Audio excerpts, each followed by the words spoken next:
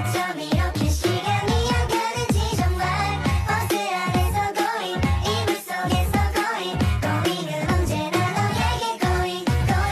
Assalamualaikum warahmatullahi wabarakatuh.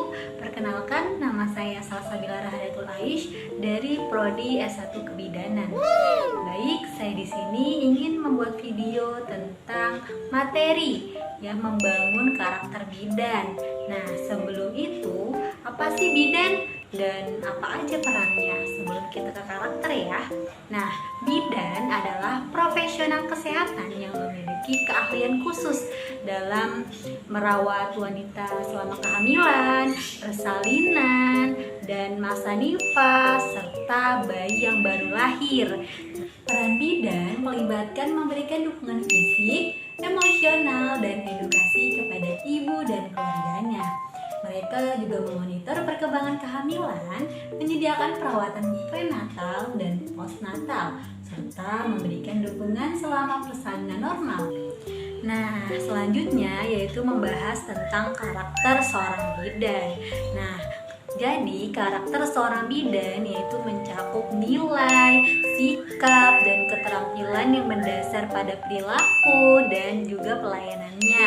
Nah, bagaimana pelayannya baik atau enggak sama pasien, terus juga ramah atau enggak sama pasien, seperti itu. Dan ini juga melibatkan integritas, kemudian etika profesional, dan juga keterlibatan aktif dengan pasien ya. Dan juga ada lagi yaitu sebagai seorang bidan kita harus mempunyai empati yang luas ya, empati yang penuh gitu kepada pasien agar pasiennya merasa diperhatikan oleh bidannya, seperti itu. Nah, sebagai seorang bidan, apakah penting untuk mempelajari karakter dalam praktik kebidanan? Ya, betul, sangat penting. Kenapa ya? Karena mempelajari karakter bidan itu bukan hanya tentang keterampilan klinis ya, tetapi juga tentang membangun hubungan saling percaya kepada pasien, keterlibatan positif kepada pasien, dan juga memberikan perawatan yang sangat manusiawi kepada pasien ya. Karena senyuman bidan itu adalah obat bagi pasiennya. Berikut ini ada beberapa yang saya rangkum, yaitu tentang konsep dasar membangun karakter seorang bidan. Yang pertama itu ada keterampilan komunikasi. Nah, keterampilan komunikasi yaitu bidan yang memiliki karakter keterlibatan aktif dan komunikasi yang efektif dapat membangun lebih mudah membangun hubungan yang kuat dengan pasien. Kemudian memastikan pemahaman yang baik tentang perawatan yang diberikan.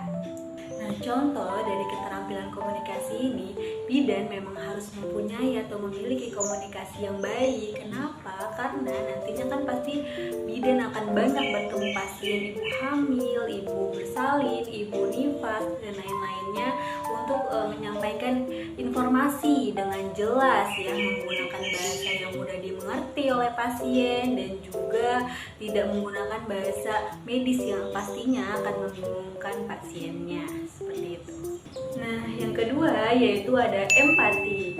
Nah, contoh dari empati yaitu memberikan dukungan psikologis kepada ibu hamil, yaitu dengan menyampaikan dukungan emosional dengan kata-kata yang membangun ya, atau membuat semangat pasiennya, seperti Anda tidak sendiri ibu dalam hal ini. Saya di sini untuk mendukung ibu melalui setiap langkah perjalanan kehamilannya. Jadi jangan terlalu stres ya Bu, nanti akan berpengaruh kepada janinnya. Seperti itu. Yang ketiga ada etika profesional. Contoh dari etika profesional yaitu mempunyai rasa hormat terhadap hak privasi pasien, yaitu dengan memastikan bahwa data pribadi dijaga kerahasiaannya. Kemudian memberikan pelayanan tanpa memandang jenis kelamin, ras, kemudian agama, dan juga latar belakang budaya, dan juga menghormati hak setiap ibu hamil tanpa diskriminasi. Nah, yang keempat yaitu ada sikap terbuka.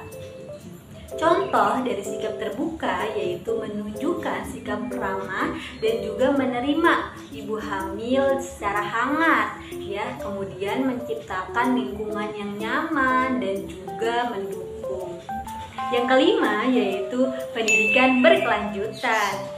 Contoh dari pendidikan berkelanjutan yaitu bidan mengikuti program pelatihan untuk mengasah keterampilan dalam memecah masalah, membantu bidan untuk mengatasi tantangan dan memutuskan solusi yang terbaik untuk situasi klinis yang kompleks. Seperti itu. Yang keenam yaitu ada keahlian klinis yang kuat. Contoh dari keahlian klinis yang kuat yaitu mempunyai keterampilan dalam proses persalinan normal dan persalinan dengan komplikasi, dan juga memastikan bahwa keselamatan dan kesejahteraan ibu dan juga bayinya. Yang terakhir yaitu ada melatih kerjasama.